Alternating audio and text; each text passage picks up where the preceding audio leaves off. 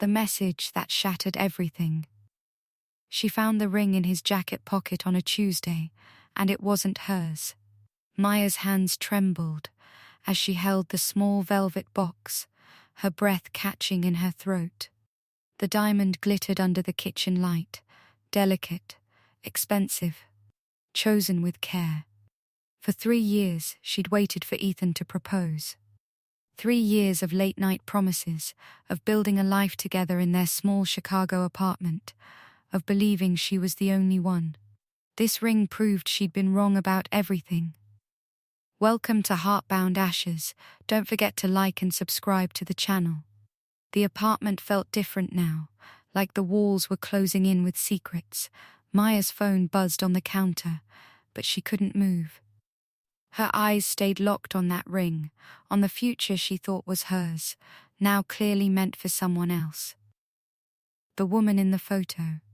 Maya's fingers moved on autopilot, opening Ethan's laptop.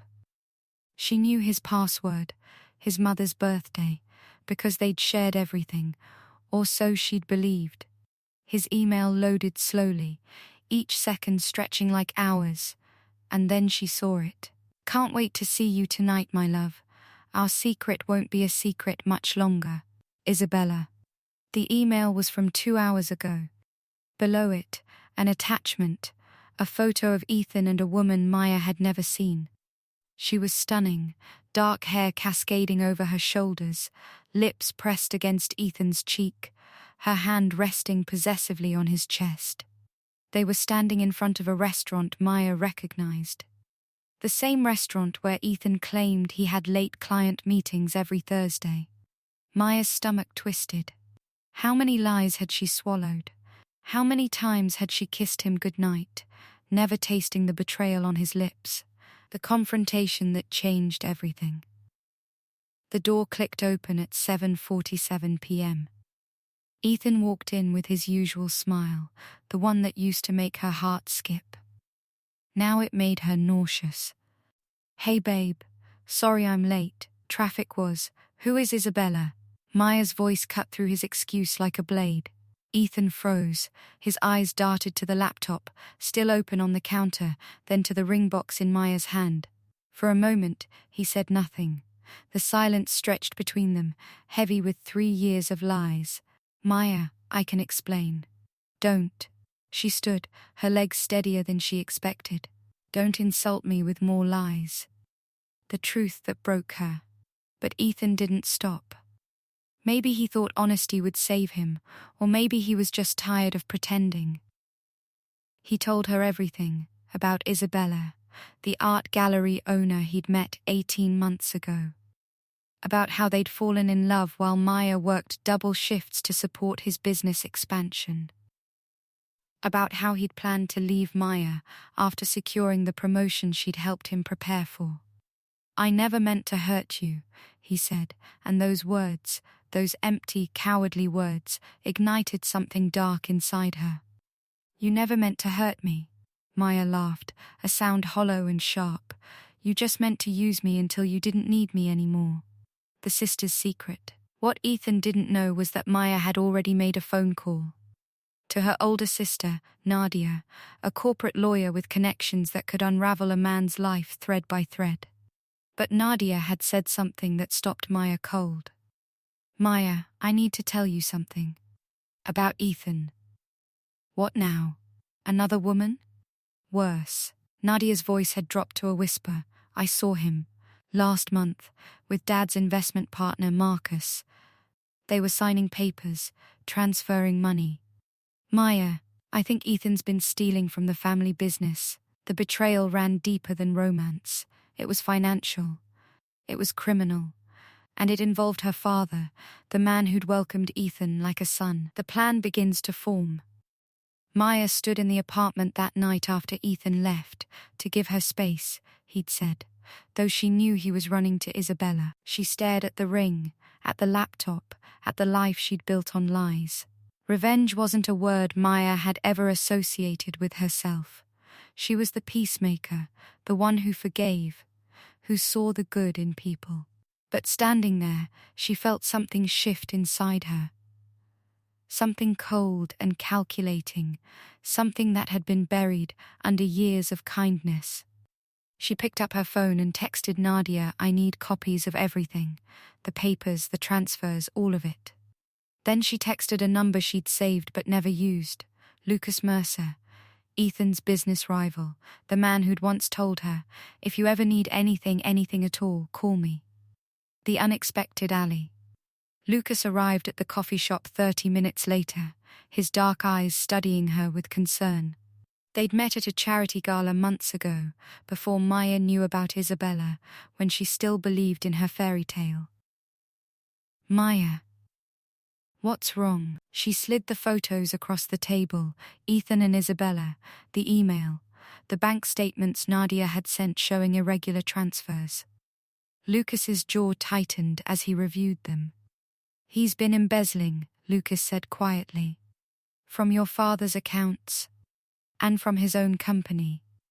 The one I helped him build." Maya's voice didn't waver. "I want him to lose everything.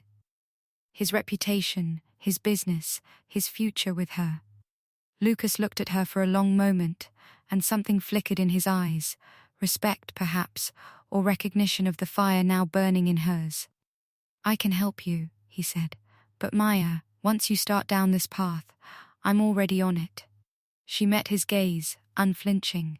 "He thought I was weak. He thought I'd just disappear quietly. He doesn't know who he's dealing with." The cliffhanger. That night, Maya returned to the apartment to find a note on the kitchen counter in Ethan's handwriting. "I'm sorry. I'm moving in with Isabella. I'll come by next week to get my things. Please don't make this harder than it needs to be." Maya smiled, a cold, determined smile that would have frightened anyone who knew her. She picked up her phone and sent one message to 5 different people: lawyers, journalists, business partners. The message was simple: "I have a story to tell. About Ethan Harper. And it starts with fraud." As she hit send, her phone buzzed with an unknown number. The text made her blood run cold. "Be careful, Maya. You're playing with fire. Some secrets burn everyone." A friend. Who was watching her? And what other secrets was Ethan hiding? Heartbreak and revenge. Would you like me to continue with part 2 and part 3 part 2 and 3:10:15 part 2? Heartbreak and revenge. The anonymous warning. Maya stared at the text message until the screen blurred. "Be careful, Maya. You're playing with fire. Some secrets burn everyone." Her heart hammered against her ribs. Someone knew what she was planning. Someone was watching. She stood in the middle of the apartment. Their apartment, though it had stopped feeling like hers the moment she found that ring, and suddenly every shadow felt alive with eyes. She called Nadia immediately. "Did you tell anyone about the documents?" "No one." "Maya, what's wrong?" "I got a message. Anonymous. Threatening." Maya's voice shook despite her attempts to control it. "Someone knows I'm going after Ethan." Nadia's silence spoke volumes. "Then, maybe someone wants you to succeed. Or maybe someone wants to stop you. Either way, you need to be smarter than him now." The discovery that changed everything. Sleep didn't come that night. Maya sat on the couch with her laptop, diving deeper into Ethan's emails, his files, the digital footprint of a man who thought he was untouchable. And then she found it, buried in a folder marked Project Phoenix. Bank transfers to offshore accounts. Forged signatures, her father's name on documents she knew he'd never signed. But there was more. Emails between Ethan and someone identified only as MK, discussing eliminating obstacles and neutralizing threats. Maya's hands went cold. The language wasn't just about business anymore. It was darker, more dangerous. One email stood out, dated 3 weeks ago. "She suspects nothing. Once the final transfer is complete, we'll be set. The girl's too trusting. She'll never see it coming. Good. Make sure she doesn't. We can't afford loose ends." MK Maya felt something crack inside her chest. She wasn't just betrayed, she'd been a mark, a target, a loose end to be dealt with. Lucas's proposition. The next morning, Lucas called.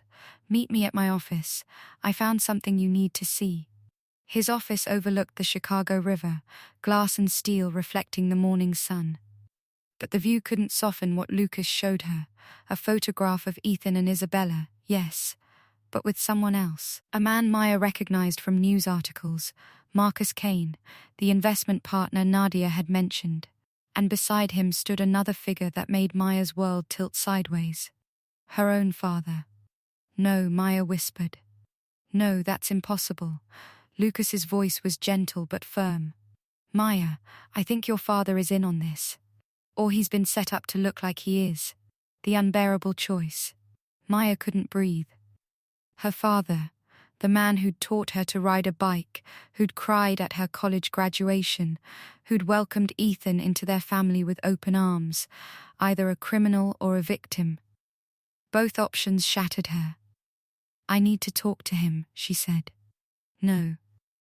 Lucas grabbed her wrist, not hard, but urgent. "If he's involved, you tip him off. If he's being framed, you put him in danger. Either way, you lose the advantage. Then what do I do?" Maya's voice cracked. "Let him go down with Ethan."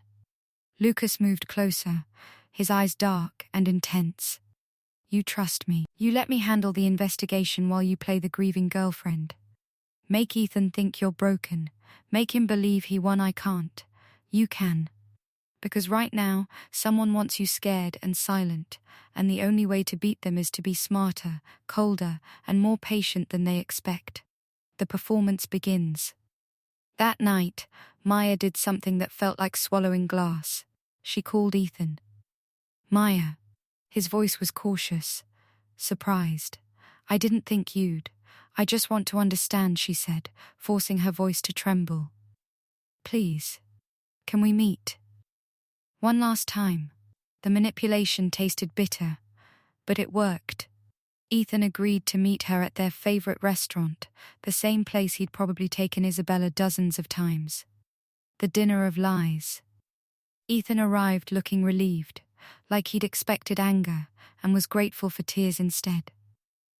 Maya wore the dress he'd bought her last Christmas, played the part of the heartbroken woman seeking closure.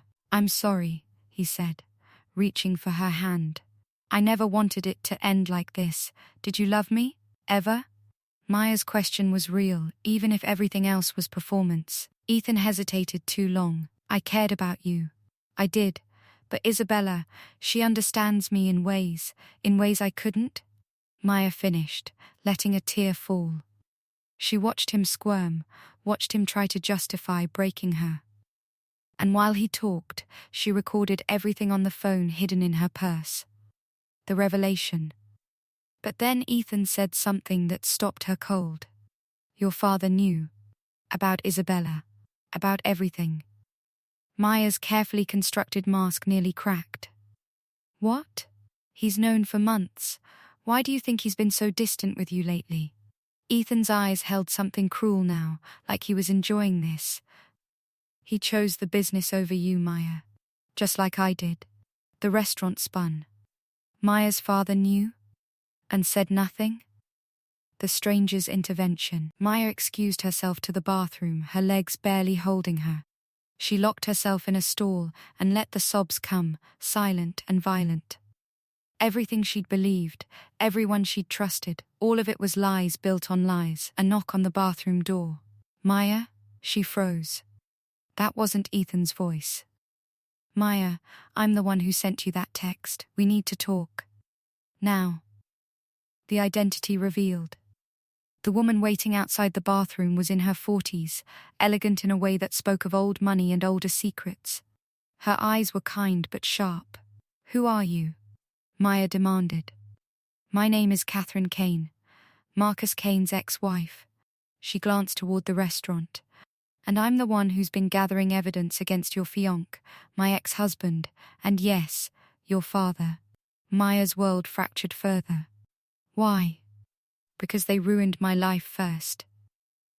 And because you deserve to know the truth before you make your next move." Catherine handed her a flash drive. "Everything's on here. The real story." It's worse than you think. The truth that destroyed her. In Catherine's car, parked in a dim corner of the parking garage, Maya watched the video files on Catherine's laptop, security footage from her father's office showing him arguing with Marcus Kane. Audio recordings of phone calls where her father sounded desperate, trapped. "I won't let you hurt my daughter.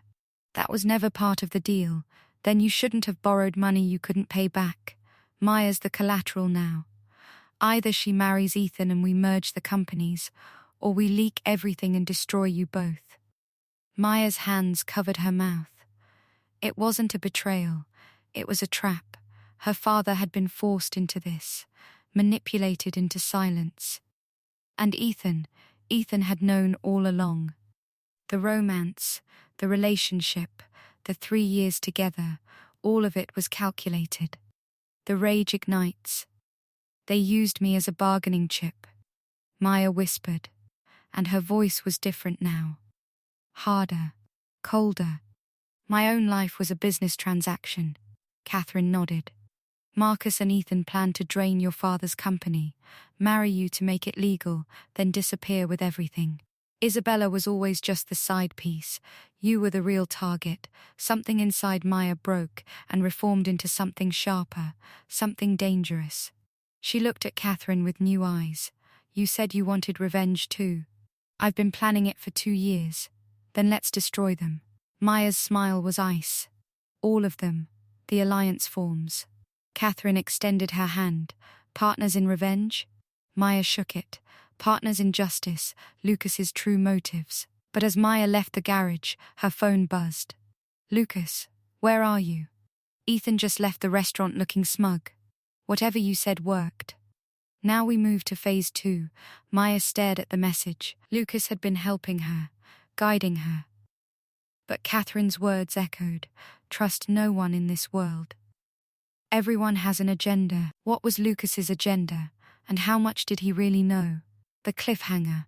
Maya returned to her apartment to find the door already open. Her heart stopped. She pushed it wider, reaching for her phone to call 911 when she saw him. Her father, sitting on the couch in the dark, his face buried in his hands. "Dad." He looked up, and his eyes were red, devastated. "Maya. Oh God, Maya. I tried to protect you. I tried so hard. I know everything now. No." His voice broke. "You don't. There's more. Something worse." He stood, his hands shaking. "Ethan isn't working with Marcus. He's working for someone else. Someone who wants our entire family destroyed." "Who?" Her father's next words made the room spin. "Your mother. She's alive, Maya. And she's the one orchestrating everything." Maya's mother had died in a car accident when Maya was 12. She'd mourned her for 15 years. "That's impossible," Maya whispered. But her father's face told her it wasn't. The ultimate payback. The ghost returns. Maya couldn't process the words. Her mother, alive? The woman she'd cried for, grieved for, built a shrine of memories around, had been breathing, walking, living somewhere in the world while Maya believed she was dead. "You're lying." Maya backed away from her father.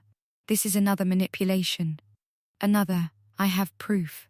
Her father's voice was hollow, broken. He pulled out his phone with trembling hands and showed her a video dated 1 week ago. A woman sat in a cafe, elegant and cold. Maya's breath caught. The resemblance was undeniable.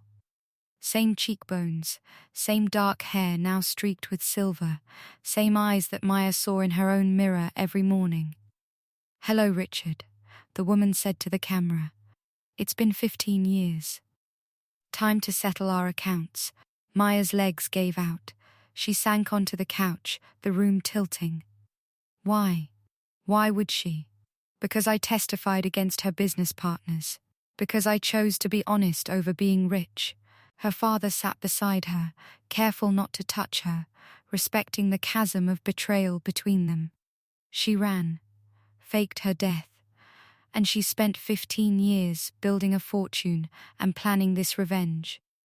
Against me, against everything I built. And now, against you. The mastermind's game. Catherine's flash drive suddenly made horrifying sense. Maya plugged it into her laptop, and her father leaned in as they watched together. There, in the financial records, was a shell company called Phoenix Rising Ltd. And the owner, buried under layers of corporate anonymity, Elena Cortez. Her mother's maiden name. She put Ethan in my path, Maya whispered, the pieces falling into brutal place. She orchestrated our meeting, our relationship, everything. She wanted you to fall in love. To trust him completely. So when he destroyed you, the pain would be exquisite, Maya finished, and nausea rolled through her. She wanted me to feel what she felt. Betrayal from someone I loved, the war council. Within hours, Maya's apartment became a war room.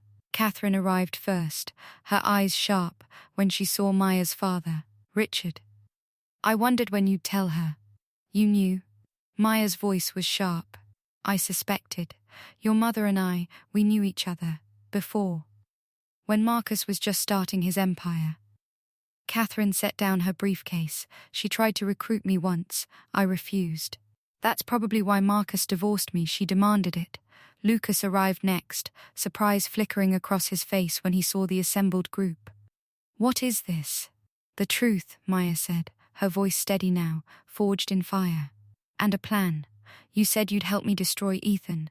Now I'm taking down everyone. Ethan, Marcus, Isabella, and the woman pulling their strings. Lucas studied her. Your mother, you knew too? Anger flashed through Maya. I suspected. My father did business with her, years ago. Before she disappeared. I didn't want to tell you until I was certain. Lucas moved closer, his voice softening.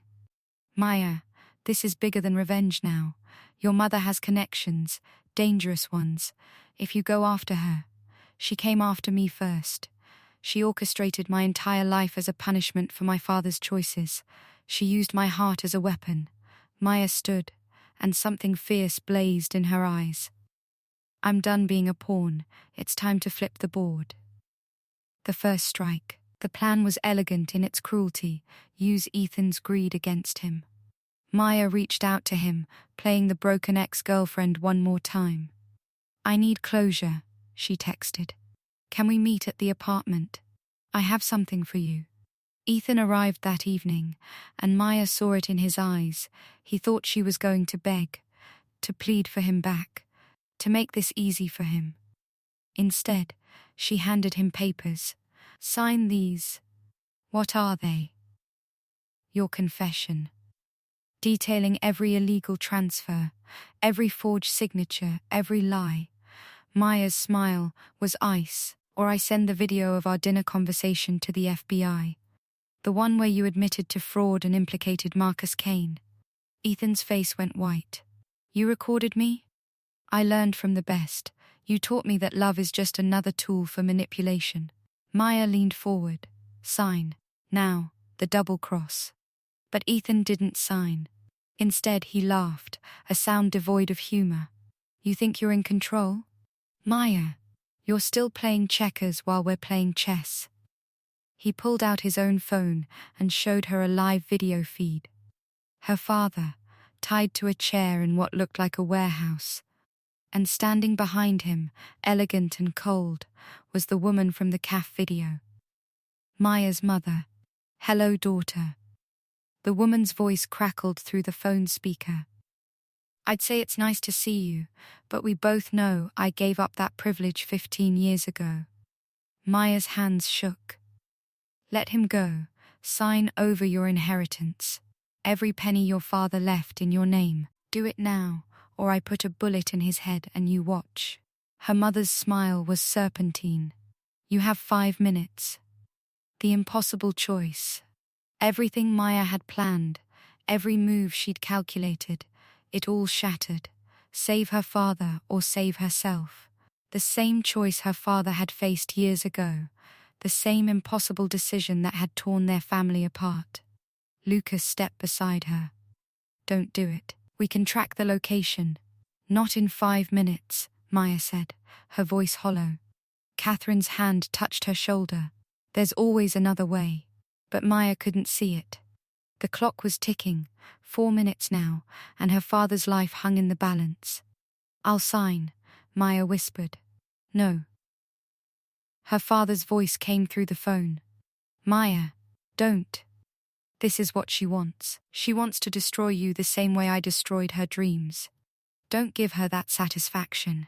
The video feed cut to black. Then 3 words appeared on Ethan's screen. Time's up. Choose. The revelation. Maya's hands moved to sign the papers, but Catherine grabbed her wrist. Wait, look at the timestamp on that video. Maya squinted. The video was recorded 2 hours ago, before Ethan had even arrived at the apartment. It's not live, Lucas said slowly. It's a bluff. They're trying to force your hand. Ethan's confident smirk faltered. That doesn't matter. She still has him. No, she doesn't. The voice came from the doorway, and everyone spun. Maya's father walked in, disheveled but alive, and behind him stood 2 federal agents. The truth unravels. Catherine tipped us off hours ago, one agent explained. We've been tracking Elena Cortez for months. Money laundering, fraud, conspiracy. When we learnt she'd targeted her own daughter, we accelerated the operation. Maya stared at Catherine. You knew where he was. I've been 3 steps ahead this entire time, Catherine said softly. I'm sorry I couldn't tell you. But we needed Ethan to believe he had leverage. We needed him to contact Elena and give us her location. The final trap. Ethan lunged for the door, but Lucas blocked him, revealing a side of himself Maya had never seen. Quick, trained, dangerous. You think I'm just a businessman? Lucas said quietly, forcing Ethan to the ground. My family has been tracking Elena Cortez for a decade. She destroyed my father's company, framed him for crimes he didn't commit. He died in prison because of her. Maya's eyes widened. You've been planning this for years. And then you walked into my life, and I saw an opportunity, not just for revenge, but for justice. Lucas looked at her, and the coldness in his eyes softened. But something happened. I started caring about you. Really caring. And that complicated everything. The mother's capture. The agents moved quickly. Within minutes, they had Ethan in handcuffs, and a second team radioed in. They'd arrested Elena Cortez at her penthouse, along with Marcus Kane and Isabella. The web of lies, manipulation, and betrayal was finally unraveling. Maya stood in the center of the apartment, surrounded by the people who'd both used her and saved her, and she felt empty, victorious, yes, but hollow. It's over, her father said, approaching carefully. Maya, I'm sorry. For everything. For not telling you the truth, for trying to protect me by keeping secrets. Maya's voice was tired. I understand. I don't forgive you yet. But I understand. The confrontation. The agents allowed Maya one conversation with her mother before they took her away. In a stark interrogation room, Maya sat across from the woman who'd given her life, then spent 15 years plotting to destroy it. Why? Maya asked simply. Elena Cortez studied her daughter with eyes that held no warmth. Because your father took everything from me. My business, my freedom, my identity. I wanted him to feel that same loss. And the only thing he truly loved was you. So you turned my entire life into a weapon. I gave you a lesson. Elena leaned forward. Trust is a luxury. Love is a weakness. Power is the only currency that matters. Maya stood, her chair scraping against the floor. You're wrong. You spent 15 years proving you're wrong. Because here I am, still standing, still fighting. Not because of power. Because of the people who actually loved me. The ones you tried to destroy. She walked to the door, then paused. You lost. Not because you weren't smart enough, but because you forgot. Love isn't weakness. It's what gave me the strength to beat you. 6 months later, Maya stood on the balcony of her new apartment, watching the Chicago sunset paint the sky in shades of fire. Her father was rebuilding his business with Catherine's help, an unlikely partnership born from mutual trauma. Ethan was serving 10 years for fraud. Marcus Kane had turned state's witness to reduce his sentence. Isabella had disappeared, probably to find another wealthy Mark. And her mother, Elena Cortez, would spend the next 20 years in federal prison. Lucas appeared beside Maya, 2 glasses of wine in hand. "Penny for your thoughts?" Maya accepted the glass, their fingers brushing. Over the past months, something had grown between them. Trust forged in fire, understanding born from shared pain. "I was thinking about revenge," she said softly, "how it never looks the way you expect." "Regrets?" "No. I thought I'd feel different, more satisfied. But mostly I just feel tired." Lucas touched her hand gently. "That's because you're not like them. You wanted justice, not cruelty. There's a difference." Maya turned to him, studying his face in the fading light. "And what do you want now? Your revenge is complete too. I want." Lucas set down his glass and cupped her face with both hands. "I want to stop living for the past and start living for something real." Someone real. The kiss was slow, gentle, nothing like the passionate promises Ethan had made. This was real, complicated, messy, built on honesty instead of lies. The final twist. But as Maya pulled away, her phone buzzed. An email from an unknown sender, no subject line, just a video attachment. Against her better judgment, Maya opened it. The video showed a woman in a prison visiting room, Elena Cortez, but she wasn't alone. Across from her sat a young woman Maya didn't recognize, until the woman turned her face to the camera. It was Isabella. Elena spoke, her voice clear. "Phase 1 failed. But we have contingencies. She thinks it's over. Let her believe that. Let her get comfortable. And then we strike where she's most vulnerable." Isabella smiled. Through Lucas? Through her heart. Again. The video ended. The warning. Maya's hands shook as she showed Lucas the video. His face went pale, then hard. "It's not over," Maya whispered. "No," Lucas agreed, his jaw set. "But this time, we see it coming." Maya looked out at the city, at the lights beginning to twinkle in the darkness. Her mother was behind bars, her enemies defeated. But new threats were already forming in the shadows, and this time, Maya wasn't the naive girl who believed in fairy tales. She was the woman who'd dismantled an empire of lies. She was the survivor who'd turned her pain into power. And she was ready. The promise. "Let them come," Maya said, her voice steady and cold. "I'm not running anymore." Lucas stood beside her, his hand finding hers. "Then we fight together." "Together," Maya agreed. But as the sun disappeared below the horizon, plunging the city into darkness, one question remained. How do you defeat an enemy who's already lost everything and has nothing left to lose?